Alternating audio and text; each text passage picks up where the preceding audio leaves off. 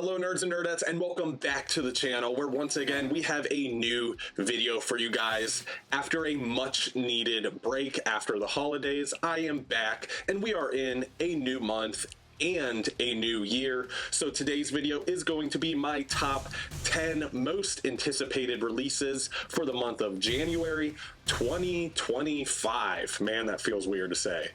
But for anybody that's interested in any of the books that I'm about to talk about, or you want to pre-order any of the books, you can use the channel sponsor, organicpricebooks.com. You can use the discount code staynerdy for $2 off your order, or when ordering 4 or more books, you can use the code staynerdyshipittogether to save yourself 5% on that entire order. Great way to save yourself some money when ordering from Organic Price Books, but also a great way to help support the channel. So thank you to anyone that decides to use this channel's code when ordering from OPB. But without further ado, let's go ahead and jump into the top 10. And first up at the number 10 spot is Kaiju Max, the complete collection. This is a paperback edition with a cover price of $39.99. It has a release date of January 14th, 2025. Still weird to say that. And it does have a page count of 304 pages. I want to say there are going to be 3 volumes that will collect Kaiju Max, very similar to those oversized hardcovers or library editions, whatever the proper term of those are. But this is all done by Xander Cannon, and this is a story about a prison island that kaijus are sent to. And as if that's not wacky or zany enough, you then follow all of the kaiju on said island as they form groups, prison gangs, friendships, relationships, whatever it may be from there. And it is super hilarious. There is some action in there as well. The only reason that this is at number 10 is because I think I'm going to go for those oversized library massive editions instead. But this is a great way to collect this series. This is one of those series that is kind of a masterpiece. It's a lot of fun when it comes to what the creator does and applies. And I don't know if this specific edition will have it, but I do know that the oversized hardcover editions have little notes from Xander as he was writing and creating this story. That's a lot of fun to read and kind of add context to what's taking place when it comes to characters and plot devices. So really, really good stuff here, though. I only read the first volume, or the contents of the first volume, and that was because it was a recommendation from Taylor Talks Comics, who talked very highly of this title. I figured, why not check it out? I did check it out digitally, but it's time to jump into the physical format. I'm just unsure which route I'm gonna go, but it's probably gonna be those huge oversized hardcovers because they're beautiful, but I digress. But that is number 10, so let's wrap up and go ahead into number 9. And at number 9 is another venture that I've been going through in my library, and that is Dante's Inferno, a graphic novel adaptation. This is a hardcover edition. It does have a cover price of $25.99, a release date of January 19th, 2025, and a page count of 160 pages. So I say this is a new adventure because I've been picking up a lot of graphic novel adaptations of novels as of late, and this is going to be the next one added into my collection, I guess. I haven't read Dante's Inferno. I'm not a big novel reader. I've probably read maybe 5 novels in my entire life, maybe 10 if we're counting Dr. Seuss books, but this is one that I've had my eyes on for a very long time and I always wanted to read. I was going to read it through Audible, through audiobook, but I like graphic novels more, so I'll go this route instead. I do have the Road and the War of the Worlds graphic novel adaptations. Those are absolutely beautiful, and I'm looking forward to picking this up now as well. My only real exposure to Dante's Inferno, or what that story is actually the video game. It was kind of like a beat-em-up style of video game, very reminiscent of God of War for any of my video game fans out there. And that's really my only exposure, and I would like to read more and venture more into that story and see really what it's about, what the meat and potatoes are, because the road absolutely blew me away. So that's exactly why it's at number 9. I don't have too much to give because obviously I haven't read this material, but we are getting a lot of graphic novel adaptations of novels in the comic book world as of lately. So if you're not a huge novel reader, just hold tight, and maybe the novel that you wish you could read could be adapted into a graphic novel, and then you can finally read it, and that's exactly what I'm doing. So that wraps up number 9, so let's go ahead into number 8. And here we are at number 8 with a Star Wars omnibus, and it is Star Wars Legends, the Empire Omnibus 3. This does have a cover price of $125, which is pretty typical omnibus cover price for Marvel. We do have a release date of January 7th, 2025, and a page count of 1,056 pages. So pretty decently sized book here. I do have the Empire Volumes 1 and 2. Absolutely loved the Empire Volume 1. The Empire Volume 2, not so much. The contents that are collected in here are pretty hit or miss for me as a reader, but what I really like is the Boba Fett content that's in here. This is going to have a very, very hard focus on the character of Boba Fett. So if you're a fan of the bounty hunters world of Star Wars, specifically when it comes to the Fetts, either Jango or Boba, then this is going to be exactly what you're going to want to read, because you get tons of that in here. This is a Star Wars Legends omnibus, so obviously this is Dark Horse material, no longer canon material, if you will. So for anybody that only wants to read canon Star Wars content, then obviously stay away from the Legends omnibuses. I do say that with a little bit of resentment in my soul, because some of this Star Wars Legends material is so good. I said in my top 5 Star Wars omnibuses video, which I can leave somewhere up above, that the Star Wars Legends, the Empire Volume 1 was one of my favorite Star Wars reads ever. Some of the Darth Vader stuff in that specific omnibus, especially the first half. The second half is still very, very good, but the first half focusing on Darth Vader is so awesome, absolutely incredible, and I highly recommend it to people that want to just expand their knowledge and of Star Wars and get more Star Wars under their belt in general. It's not canon, so none of it applies to the movies and shows that we're watching and seeing, or have watched and seen. But at one point it was canon, and it's still fun to kind of explore those stories, and you can still see a lot of influence that these stories had on the canon content that's coming out as well. So really, really good stuff. Happy to see it released. Volume 3 of Empire, who would have thought it, but it's here, and I'm excited to get it into the collection and reread all this content. I forgot what number we're at, but we are at number 7, and at number 7 we do have X-Men Decimation, the Omnibus. Finally, we're getting this omnibus. This has a release date of January 7th, 2025. I'm sorry if I say 2024 at any point during this video.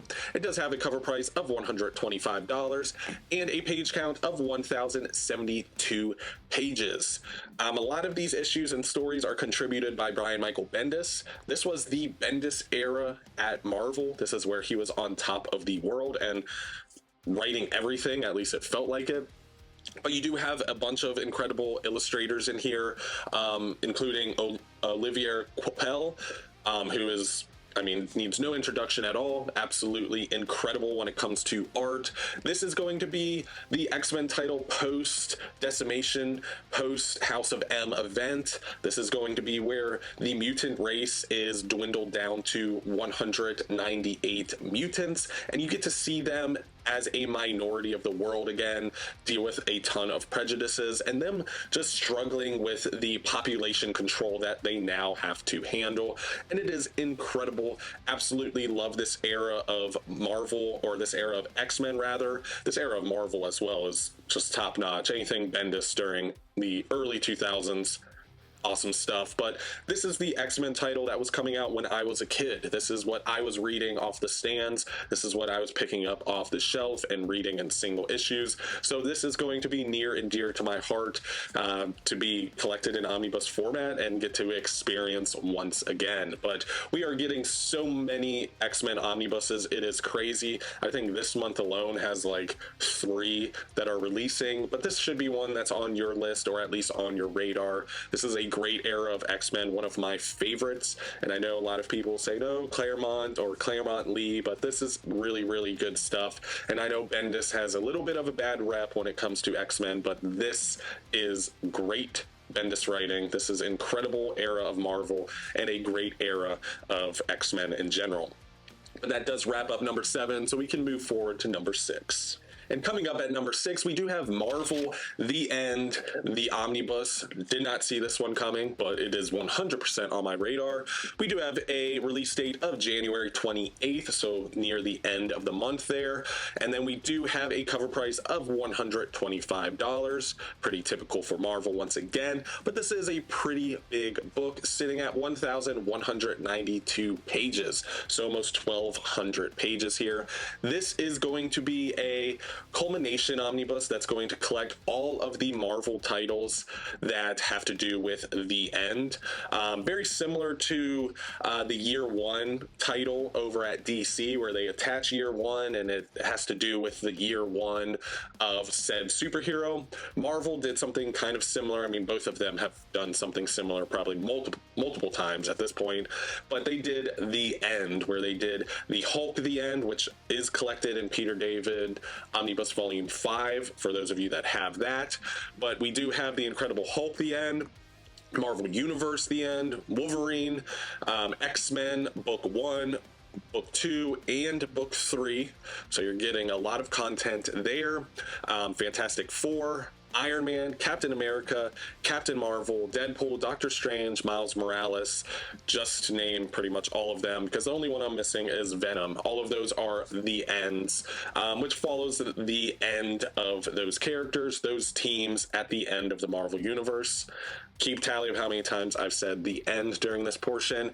The only thing which is kind of weird is that I don't see any Punisher The End. I don't know if that's a mess up as far as the description of the book or not, but the Punisher The End is probably my favorite The End title, so that's going to stink if that's not collected. So hopefully that's a mess up, but I guess we'll see when it's released, because I don't work with Marvel and I don't know, but I hope it is collected because it's really good stuff. But the Hulk The End is one that is absolutely incredible, heartbreaking. Really, all these stories are heartbreaking in some form or fashion. So if you want some emotional response to stories, seeing your favorite characters come to their end, then this is an omnibus you want to read. And it's also great for people that like multiverse what if style of stories, because this is an entire omnibus full of exactly that. But that wraps up number 6, so let's jump into my top 5. And kicking off the top 5 is yet another X-Men book, and I'm not even a huge X-Men fan, but they put a lot of meat and potatoes into X-Men this month, and that is X-Men Road to Onslaught Omnibus Volume 1. I want to say there's going to be 2. Don't quote me on that. I'm sure someone much smarter than me has the answer to that, but I want to say there's 2 volumes that should be coming out for this. This does have a cover price of $125, a release date of January 14th, 2025, and a page count of 912 pages. So essentially what this is, if the title doesn't already give it away, is this is the X-Men title leading up to the Onslaught event. This is going to be the X-Men title post Age of Apocalypse. So once Age of Apocalypse kind of wraps up and we get back to status quo, this is going to be all of the X books that kind of lead into the Onslaught event taking place. Is anything in this super critically acclaimed? Not necessarily. Is essentially what the volumes of Road to Onslaught are going to be. Gap fillers, 100%. But if you're an X-Men fan, this is going to be a book that you're going to want to pick up. This has a lot of just X-Men characters making appearances through here. This has a lot of Gambit stuff in here, because I think the Gambit Wolverine storyline is in here as well. So if you're a Gambit fan, you can pick this up. But this is going to be that 90s flair. This is going to be what the mutants were doing before Onslaught and before Heroes Reborn, and that entire thing that kind of took place and took a bunch of key players of Marvel out of Marvel and sent over to Image.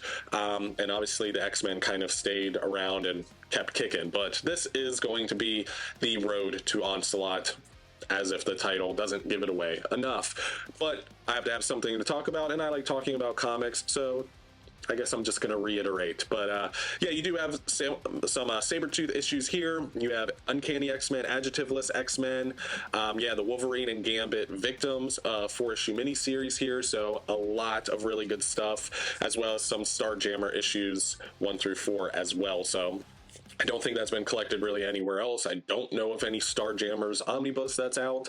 Correct me if I'm wrong. Not a huge Starjammers guy, but still, this is a great gap filler, and this is going to be even more 90s flair and edge combined in those two words. And I'm a sucker for that, so I'm going to pick it up no matter what. And at the number 4 spot is Daredevil by Bendis and Maleev Omnibus Volume 2. This does have a cover price of $100, a release date of January 21st, 2025, and a page count of 656 pages. Now, this is exciting for me and maybe some of you watching, because this is the last Daredevil between Bendis and Brubaker reprint that I need to collect the 4-book era that is covered between Bendis's run and Brubaker's run. This is regarded as not only one of the best eras of Daredevil, especially in modern history, modern comic book history at least, but it's also regarded as a complete run between two creators. Bendis obviously starting it and Brubaker finishing it. I don't recommend reading Brubaker's run without first reading Bendis's run.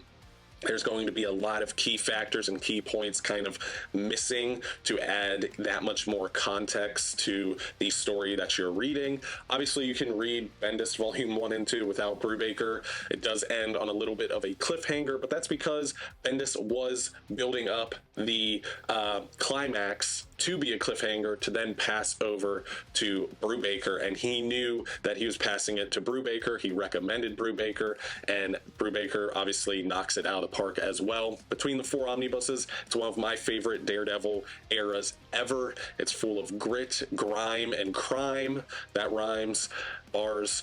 But it's also just an incredible run on Daredevil, and it's honestly one run between the two, and it's definitely worth reading if you're a fan of Daredevil, that gritty vigilante style of story that he's always applied to. That's exactly what they do, but with their own flares, and it's incredible stuff. Highly recommend it, and that's why it's at number 4. And kicking off my top 3 is The Magic Order, the Library Edition, Volume 1. This has a cover price of $59.99, a release date of January 28th, 2025, and a page count of 376 pages. Now, first and foremost, before I even get into the story or why I want to pick this up because of the contents, these are beautiful books. These are massive, massive bang for your buck books. They are beautiful. They are the size of absolutes, if not bigger. The page quality is beautiful. You get ribbons, dust jackets, and for them to be selling these for $59.99, that is a massive steal. I highly recommend Dark Horse's library editions in general, but Mark Millar and his universe that he kind of built in the Millerverse that features Kick-Ass and Superior and Wanted and now Magic, the Order, all of these stories that exist in his mind that he curated and created are incredible. Wanted, not so much. I do not recommend Wanted, but everything else is so good. The Magic, the Order is one of his few works that I have not read, believe it or not. And it comes with high recommendations from Jess over at the OmniDog YouTube channel. He absolutely loved this, and I plan to check it out because I love magic, I love mystical, I love all of these things, and I also really find myself enjoying Mark Millar as a writer, so that's why I plan to pick it up. Now, there has been 3, or this will be the 3rd library edition by Mark Millar being put out. We already got Wanted a Big Game, and then we got the Ambassadors, and now this is Magic the Order, and these are beautiful books. I highly recommend them. You do have all Oliver Coipel on art, and Stuart Immonen on art. So two incredible artists on this title, and the very wacky and zany writing style of Mark Millar, which if you're a fan of him, you're going to like it. If you're not a fan of him, you might not. But either way, these books are beautiful and they should be in anyone's library, especially for the price that they're practically giving these away for. And at the number 2 spot is a book that I did not see coming and I cannot believe is a thing, and that is Vagabond, the Definitive Edition, Volume 1. Mind blown. I'll get into it. We do have a cover price of $55, a release date of January 21st, 2025, and a page count of 728 pages. When I say Vagabond is one of the most deserving mangas to be in a oversized deluxe edition hardcover, I mean that. Takahiko Inoue as a mangaka is what Alex Ross is to comic books. His realism, his art, his paneling, it is mind-blowing. I can't even begin to explain the level of detail that he puts into his art and into his paneling and his storytelling, where he just lets the art breathe. But essentially, for those of you that have not read Vagabond, or maybe you're just not in the manga world, which is completely understandable, this is a retelling of Miyamoto Musashi's life, him rising up as one of the best samurai in history. It is a historical manga. I don't know how much of it is fiction, so I don't know if it's historical fiction or just historical. I have no clue. I'm not a history buff when it comes to Miyamoto Musashi, but this is an incredible story. I highly recommend this for comic book readers, especially manga readers, and this edition is going to be breathtaking. I can't believe it's a thing. We are now in the era where all manga is going to be a deluxe edition at some point. Mark my words, I'm telling you, because we've had so many at this point from not only Dark Horse but other distributors. I feel like I'm in a fever dream and I'm going to pass out even talking about this book, but 100% deserving of this number 2 spot, should be in the number 1 spot. I'll explain why it's not once we get to number 1, but please pick up Vagabond and read it if you have not, especially if you're into manga. But even if you're not, this is one that you want to read. And coming in at the number 1 spot, we are in the golden era of collected editions, is New Avengers Omnibus Volume 1 getting a reprint. This has a cover price of $125, a release date of January 7th, 2025, and a page count of 1,208 pages. This is Bendis's era at Marvel, him on the title of Avengers and putting the Avengers on the map. Before the New Avengers by Bendis, they were not the golden standard at Marvel at all. Teams that were more focused on were teams like X-Men, even the New Warriors, Thunderbolts. These were teams that had more focus and more fanfare. The Avengers were looked at as cheesy and hokey, but Brian Michael Bendis comes into Marvel and puts that title on his back, among other titles, and makes it a household name. Collects Avengers Disassembled, which leads directly into the New Avengers, one of the best intros to a run ever. But this is going to be the storyline where you're going to see Captain America, Iron Man, Spider-Man, Wolverine, Sentry, all of these characters be put on a team, some of them New Avenger or old Avengers members, and some of them new Avengers members coming together after a jail breakout or a prison break of sorts, and they are forced together and become a Avengers team once again. This is where Century's storyline begins and gets explored even more so from this point, and it is so good. Highly recommend this run in general. If you're an Avengers fan, if you're a fan of the MCU, if you like action, if you like anything like that, check this out. You're going to see the Avengers take on a multitude of villains. You're going to see them take on the Hand. You're going to see them really shine as individuals, each individual character, from Spider-Woman to Luke Cage, Wolverine, Spider-Man on an Avengers team for the first time during this point. Wow, such an incredible run. I'm slamming my elbow into my table. Highly recommend this if you haven't read it already. And it's been out of print for a really long time, and it's finally back in print. So fingers crossed, we're going to get a volume 2. If it hasn't been announced already, which someone can let me know down below. But that is our number 1 for the month. And that does wrap up today's video covering my top 10 most anticipated releases for the month of January 2025. This is a very Marvel heavy month. I had no DC books on my list at all, which kind of stinks.